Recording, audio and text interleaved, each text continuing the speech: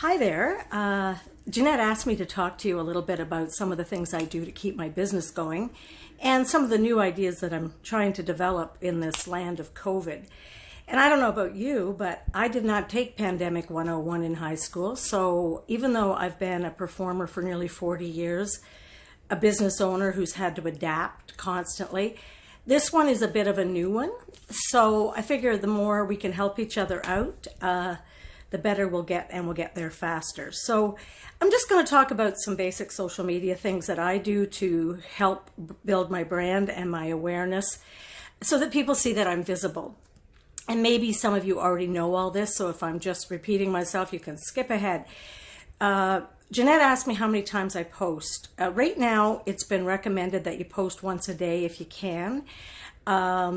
And because there's a lot going on, and then you may end up wanting to do a little concert online or a Facebook Live, or you have a CD coming out, or you want, when we actually go back to bars and things, you want to get some clients to follow you to the clubs you're going to perform at.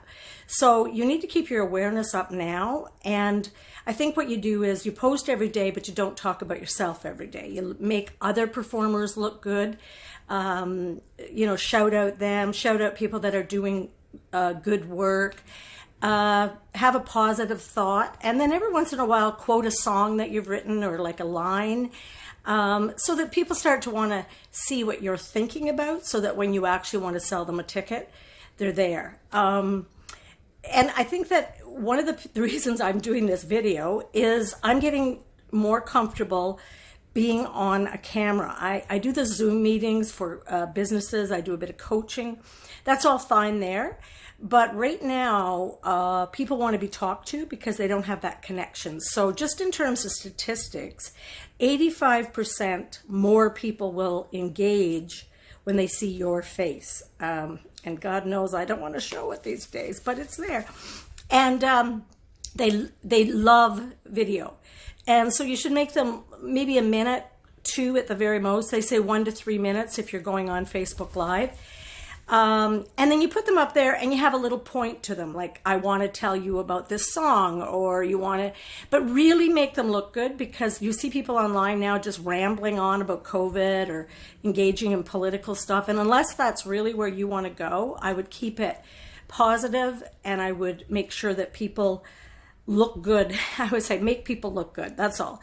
And the other thing that really helps your social media presence is making others look good by what they're doing, and just know that there's enough for all of us. And then also become involved as a champion in your business for one group for 1 year. And for me right now, it's homelessness.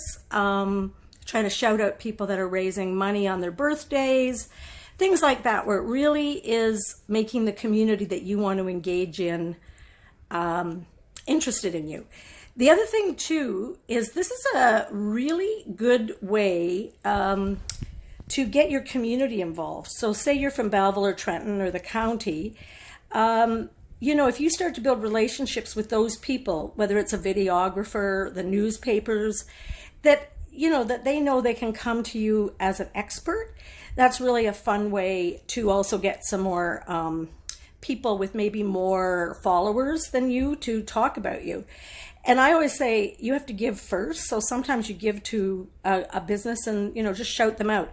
I'll give you an example. Elena's Cafe is a person in Napanee. Her cafe has hosted and sponsored Kim Pollard and I when we do our shows, our live shows. And so sometimes, like, I'm shouting out her meals. I'm having a talk with her sometimes, because she's a very positive person. And again, really short, but just really even asking them to kind of sponsor if you felt like they were. And by sponsor, I don't mean they give you money, just like a media sponsor, where they might do you a favor and put your idea or event on their page. The one thing I have to say about this, and this is a really big mistake in social media, don't ask for favors until you've built a relationship. So many people start texting me and messaging me, and then they want me to do something for them, like review something, and I haven't even experienced their work yet, or I don't know them. So I like being a teacher, so I educate them on that, because you really can destroy relationships on social media. So the old adage with social media is, what would you say at a party to someone if you weren't drinking? Maybe you'd say more if you were drinking. But like, you wouldn't go and ask them for money, right? So if you were at a party, hey, can I bum $10? So it's the same on social media. You're creating a relationship rather than try to sell a product. Now you may say, but Deb, I need to sell some products because I'm broke. So it's really, I would say, first off, make a goal for what you really want to accomplish. For some of you, you might be just starting out and you need to build a presence. So you're going to give little samples of your work and you're going to give it away. And for those of you that already have an established career and this COVID-19 has just taken away your gig economy, totally get it. Mine's gone too. So what you might want to do is say, I'm going to give you a little content 6 days out of 7 or 5 days out of 7. And then every month I'm going to post that either you can donate to me, you can come to my online concert.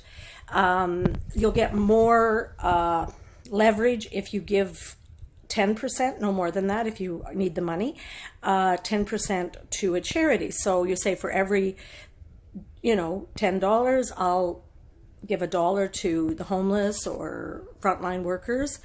That builds not only a good profile, first off, it feels great, and that's why I do it. And then also, you'll have more people talking about you. Because with social media, it's like you want to tell the mouthiest, most popular people, but the kind of people that that would spread the word in a good way. You don't need any more hecklers. So another thing that I do about coping with COVID-19 that hasn't got to do with social media, it's how do you create in this time? I think I teach a lot of writing workshops right now, and what I see is the stress on people is, I got to finish a book in 3 workshops. I'm like, no, you're not even going to get started.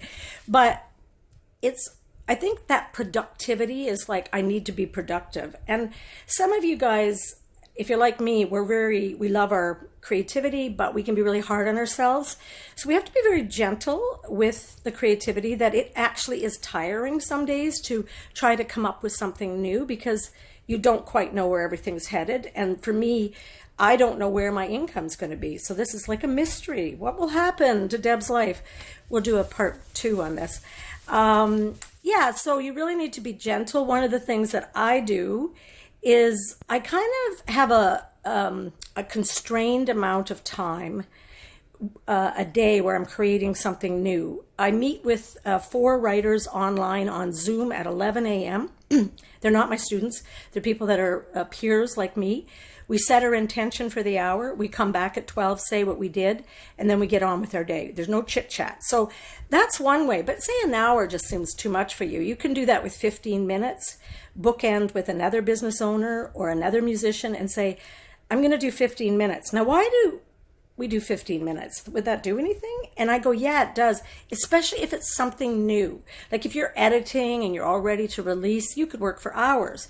But in a new idea, 15 minutes with a timer, and just text somebody and say, hey, I'm going to do this, and then text them when you're done. And you'll start to build up your confidence, because I think right now we have to forbear a lot of discomfort. And for some of you, being online is a big discomfort, talking onto the screen, not getting that human response. I found it very disconcerting, even teaching my writing workshop, because you just got that removal. And as a performer, I'm always looking for that engagement.